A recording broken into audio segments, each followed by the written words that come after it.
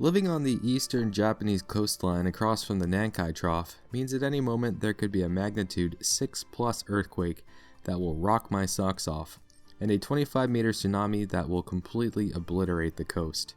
It's not something I worry about daily, because that's exhausting, but it's something I'm often reminded of and something I've prepared for. I'll show you my GTFO bags and some emergency and survival equipment I have prepared.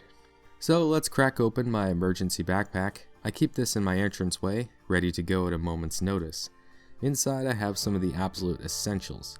These are things that could mean the difference between life and death in a disaster situation. I got some water bottles, canned food, and a tarp. In order of importance, water, shelter, and food are must-haves. Ideally, it's recommended that you have a few days worth of clean drinking water, if not a week's worth, but water is incredibly heavy, so running with a gourd of water strapped on your back isn't exactly ideal. That being said, being stocked with more water than necessary is a good idea. In the event of a tsunami, I imagine finding clean drinking water will be quite difficult.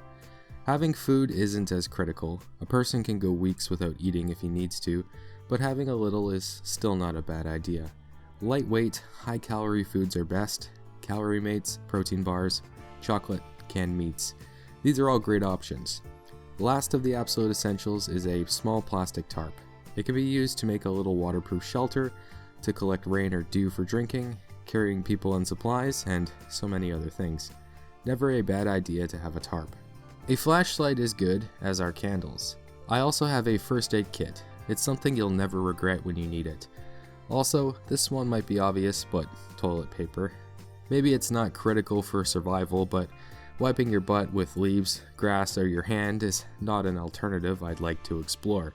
I'd rather just pack some toilet paper. Rope. Never know what or who might need to be tied up. Probably the guy trying to steal my toilet paper. I have a change of clothes, especially socks and underwear, wrapped in a plastic waterproof bag. Walking around in wet underwear and wet socks doesn't sound like much fun. If the world is gonna end, I better have a pair of fresh undies for it. Also, deodorant and a toothbrush-toothpaste combo so I can be nice and fresh for the apocalypse. Sunscreen and bug spray are also items I picked up. In the summer, the sun in Kochi is merciless, and my pasty white butt crisp up real fast. Also in the summer, mosquitoes and other jungle monstrosities are totally a thing, so a little bug spray can go a long way, and it would make some nights in the mountain jungle a little more bearable. Outside of my backpack, I have hiking boots. This is the pair I took with me up Mount Fuji. Also, I have waterproof hiking pants and a bright waterproof jacket. Both of these are usually resting beside my GTFO bag, and if I need to evacuate, I would grab them as well. And that just about covers everything I have. I could prepare more. You can never be too prepared in an emergency, but I'm comfortable with what I have.